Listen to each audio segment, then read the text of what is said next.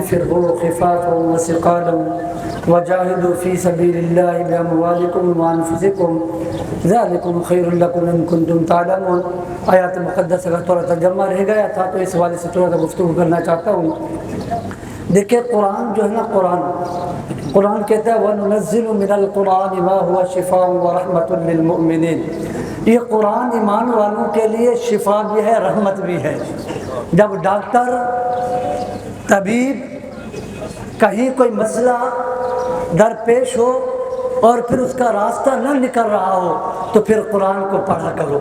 یہ وہ کتاب ہے جس کا پڑھنا بھی ثواب، جس کا چومنا بھی ثواب، جس کو سینے سے لگانا بھی ثواب۔ اور اتنی مقدس و مبارک کتاب کو اگر جلا دیا جائے، بلکہ حضرت ابن عمر رضی اللہ تعالیٰ روایت فرماتے ہیں کہ رسول اللہ صلی اللہ علیہ وسلم نے فرمایا لا تسافروا فی القرآن، جب بھی کہیں سفر کیا کرو تو قرآن کے ساتھ نہ کیا کرو۔ مراد کیا کہ اگر کوئی ایسا ملک ہو کہ تمہیں خدشہ ہو کہ وہاں کفار بڑے زیادہ ہیں اور کہیں وہ تمہاری اس مقدس و مبارک کتاب کو دیکھ نہ لے اور دیکھنے کے بعد تم سے چھین نہ لے اور چھیننے کے بعد کہیں اس کی بے حرمتی نہ کر دے، تو اس لیے فرمایا کہ سفر کے اندر اس کتاب کو بھی نہ لے کر جایا کرو۔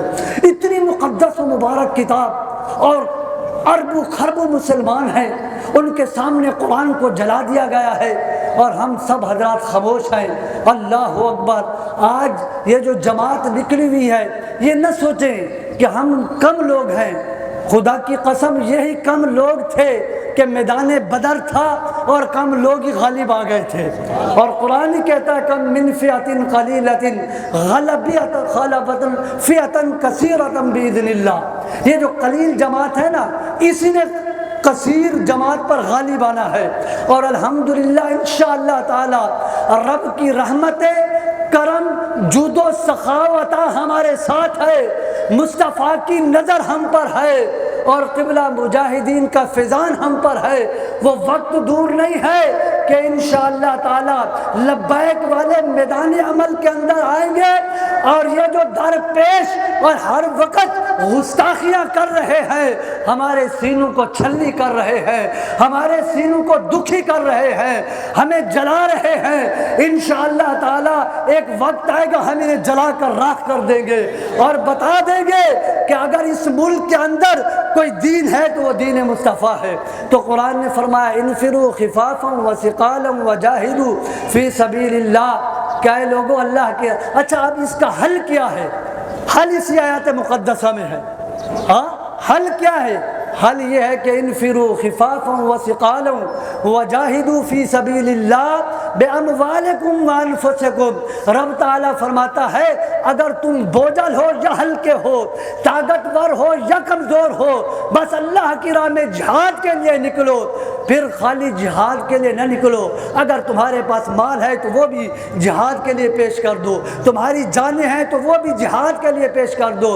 فرمایا اگر جہاد کے مقاصد، جہاد کے غرض و غایت، جہاد کے فضائل کو سمجھ لو تو فرمایا ان کنتم تعلمون، پھر جہاد ہی کرتے رہو اور اسی کو بہتر سمجھتے رہو۔ اور یہ یاد رکھنا کہ جہاد کوئی معمولی بات نہیں ہے، بلکہ یہ تو رب کا فیصلہ ہے، رب کا ہمارے ساتھ وعدہ ہے۔ آخری بات رب فرماتا ہے جو جہاد کے لیے آ جاتے ہیں، جو اپنے جانوں کو، اپنے مال کو، اپنی اولادوں کو، اپنے سب کچھ، اپنا مال، تن، دن، دولت، سب کچھ جب میری راہ میں قربان کرتے ہیں نا، رب فرماتا ہے انہوں نے ایسے قربان نہیں کیا، بلکہ رب فرماتا ہے ان اللہ اشترى من المؤمنین انفسهم واموالهم بان لهم الجنہ۔ یہ جو یقاتلون فی سبیل اللہ، یہ جو میری راہ میں تم آ گئے ہو اور جہاد کر رہے ہو، کافروں کو مار رہے ہو یا خود شہید ہو رہے ہو، رب فرماتا ہے ہم نے تو تمہاری زندگی کا سودا کر لیا ہے۔ یہ جو قربانیاں ہیں یہ رائگاں نہیں جائیں گی، اس کا بدلہ یہ ہے کہ ہم اس کے بدلے میں تمہیں جنت عطا فرما دیں گے۔ وما علینا الا البلاغ۔